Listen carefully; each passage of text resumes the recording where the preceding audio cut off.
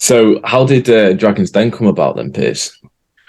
So, so Dragon's Den. So I after the sort of internet, I was in internet and I was in music and media, and then I thought, and after that, I was literally sat home one day, but I did have a Rolodex in those days, literally my contacts and a phone. I thought, wow, what the hell am I going to do now? And I ended up specializing in hedge fund financing for UK, US, and some German special opportunities. So bringing money basically from US hedge funds to put into deals. And one day I realized that I kind of know what deals the hedge funds want. Why find them? Why not to create them? And that was the epiphany where I started making a bit of money. And then I then went through that. I ended up a partner in a hedge fund for a couple of years. And then I ended up buying business. So I was always buying businesses, investing in businesses, helping people start businesses and just supporting them along the way. And some of the businesses that I invested in or acquired or got involved in became quite big over time. Or some were already quite big and we acquired them. And I was sort of found myself now, I'd been this mixed race, comprehensive school kid that had found himself working in the city as a lawyer, as a banker. He owned a number of companies, some turning over probably 45 million quid, something like that, and making money, sold some of them, made some money, had a profile. And I ended up on the list of most influential Black Britons, like, the 100 most influential Black Britons. I think my dad at the time joked that I was in at 99. So, and then people started saying to me, and I became a role model for the government, for young Black men and boys at the time. I'd never thought about it. People said to me, you should be a role model. I said, what are you talking about? I was looking around me, why? And then when I realized, when I did look around me, there weren't many people who looked like me around me in everything I'd done, quite literally. So I don't know if you've researched me, I'm a big sort of champion of diversity and inclusion. I sit on Sky's Diversity Advisory Council as well. And through that, I got noticed. So the first program I actually did was The Secret Millionaire. Right. I don't know if you remember that. I don't know how old you are, but this is 2011. So this is where you go into a community. Mine was Wolverhampton, pretending you're someone. I think I was telling you some like IT consultant, looking at how inmates or could learn IT systems or whatever when they leave prison. And anyways, there's a cover story. And I was in this young offenders institution in Wolverhampton. And that program then obviously rose my profile, was kind of one-off. And then I was approached to be on Dragon's Den. So the first year it didn't happen. The second year I was approached again. And I wasn't really sure about doing it, about being a celebrity. I was busy. I didn't have businesses where they were on the high street, where you could go. They were B2B, my businesses typically, so it didn't really help me sell stuff. But these things come along, and I've met many people that say to me, I was approached to Dragon's Den, and I said no. And I was, well, why would you?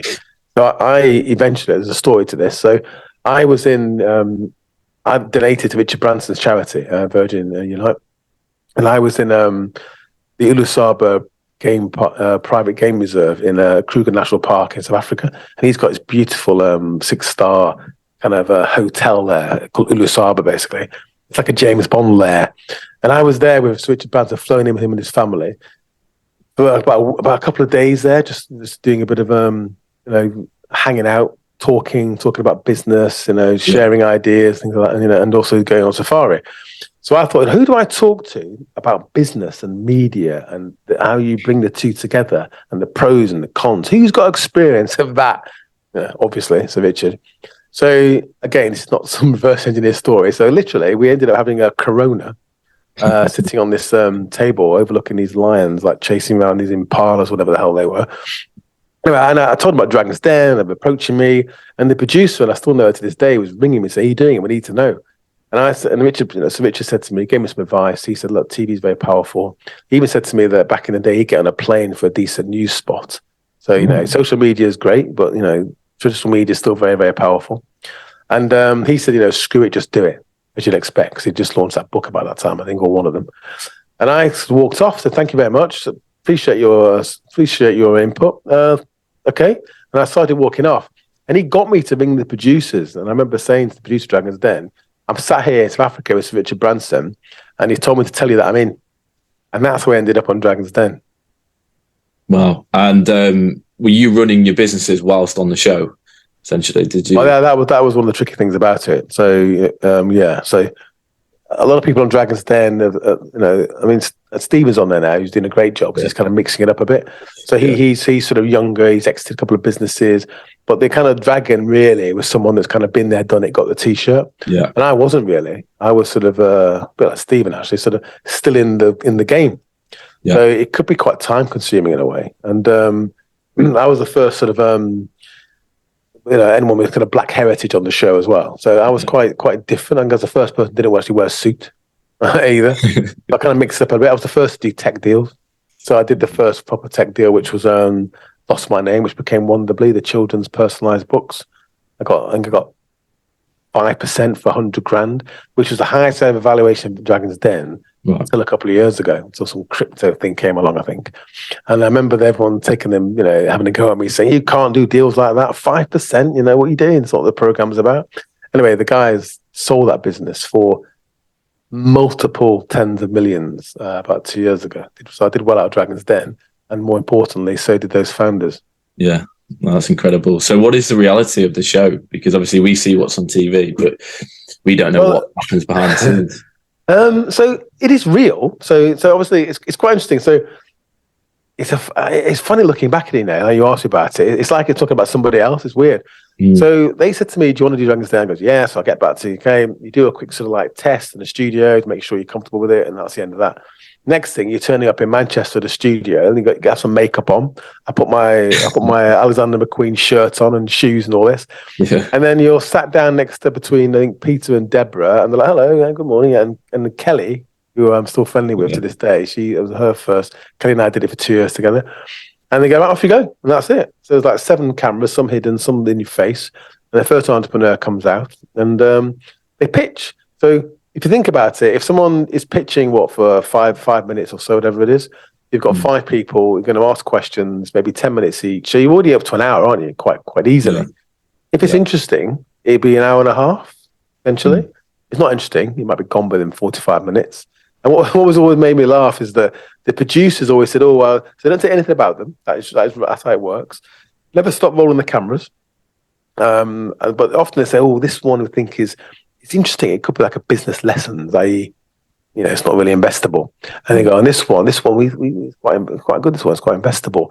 And it always turned out to be the other way around because the producers didn't have a clue what made a business he'd want to invest in. Yeah. So the reality, and then what they have to do. This is why Dragon's Den's persisted. It's quite hard to do business on TV because essentially most of it's boring. But that moment of the pitch, that jeopardy, that concern, that risk you're taking by putting your cards on the table and your ambition or your dreams, and someone saying kicking you in the sort of shins about it and saying yes or no to your face, that moment is very televisual. But it's a fleeting moment often in real business. Building a business is a very different thing, but it's hard to capture on TV just due to the length of time it takes. Yeah. That's why Dragon's Den persisted. But then what they have to do, to answer your question, is find something that people want to watch. So you might see on Dragon's Den, Piers Linney hasn't invested because he's not convinced in the branding or the technology or whatever it might be. There's some reason that was mentioned, that was mentioned in the conversation. Yeah. The reason I didn't invest is because it was a franchise with a very loose agreement that was a subsidiary of some Canadian holding company. And they don't show that on TV. Well, it didn't make any sense structurally, legally, to go anywhere near it. But you can't use it on TV because you just switch off and go and watch Gogglebox. So, so they have to find something, a story especially when someone's crying. They love that one. So Dragon's Den's real, but it is edited, and they find it, and they've got that kind of journalistic. If you're a journalist, you can't sort of change the story too much or move away from it. So they have to do that, but they're trying to find a theme or thread within it that's particularly interesting in each story. Yeah, and I guess you talked about the tech deal that you made and obviously how successful that was. Was that your most successful investment on the show? Yeah, but that's the most successful investment on Dragon's Den ever. Yeah, on Dragon's Den. I mean, so you've got people that have invested in things they're probably still in. They're probably making good money out of it, actually. But in terms of an investment where someone has walked in, you invested money, and I'm talking about tech now, really. You invested in a tech company, and 7-8 years later, whenever it was, there was an exit. a proper exit. And Google invested, another event, put about £12 million into this business. There are proper shareholders behind it, and a proper in and out exit. Probably the only one I'm aware of. I'm sure there are others, but the only one I'm aware of though. And the number they exited for was significant. So, but that's rare. So Dragon's Den, if you're a venture capital investor, you have a portfolio. So my portfolio, I think it was like 9 deals, 9 handshakes, 6 done, 1 failed, 4 and got my money back essentially, and 1 was a flyer. And that's what venture capital's like. You always get 1 that returns the fund, and I had that one. Yeah, and what was your most failed investment on the show? Is there an investment that you regret the most? Just I don't regret any of them. You don't regret backing people. You make decisions, don't you? But just one where you just struggled to get it to market, and lots of other issues, and you lost your money. But I'm still in touch with those founders today. Exactly. And how actively do you get involved in the deal once you've invested? Are you an active investor, or do you just let the founders run it? Depends on the founder and the business, and the dragon. Actually, some dragons have teams, but I was always it was me. It was hands on. So obviously, Dragon's Den, you shake your hand, you do a deal, right? You don't just hand over a suitcase full of cash out back. Then you do due diligence. There's lawyers, accountants, there's a contract. It's like an angel investment. It's exactly the same thing. But obviously, the BBC loses interest as soon as the cameras stop rolling, because they've got what they need in the can to make a program. But you have to go on and make the investment and do a deal. I think that a lot of founders, people on the show, have become a bit cuter now about the fact that the publicity and the PR value. So I think more deals now as a percentage don't close, which is a shame. But and you don't regret any of them really. Yeah. And what was it like when you came out of the show? How did you cope with that media? I was a reluctant celebrity. I didn't really want to be or enjoy being a celebrity, to be quite frank. I didn't go to opening. The people go to opening of a fridge once a bit on TV, opening a flipping envelope. It wasn't really me. And I sort of did what I did really. And I was always being sort of B2B. Yeah. I mean, what annoyed me were people. Thing about being a minor celebrity is that people think they know you, and they think that's you, and it's not you. It's a caricature of you the BBC has created.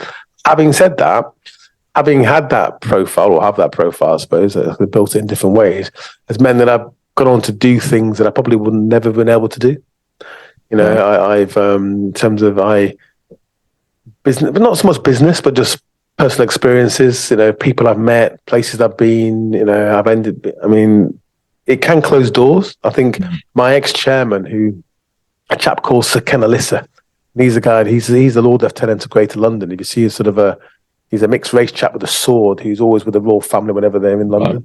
And he said to me, I always remember him saying to me, you can go 2 directions, Piers. One is serious and one is celebrity. Go to the opening of a fridge, or stay serious. And I went down the serious route. So I ended up being a trustee of the UK's largest innovation foundation, £500 million foundation, for 6 years. I was on the board of the government bank, British Business Bank, on the board of that during COVID. So that's, we put 90 billion with a B into the financial support into the market. I am a advisor to, I can't mention the name yet because it's not public, but a very large auto manufacturer. On their future strategy, and also I'm an advisor to Sky on their diversity and inclusion. I do some other things as well. So I get to do these things that fascinate me, and that you learn from, and you meet really interesting people that that challenge you, and that's what life's about.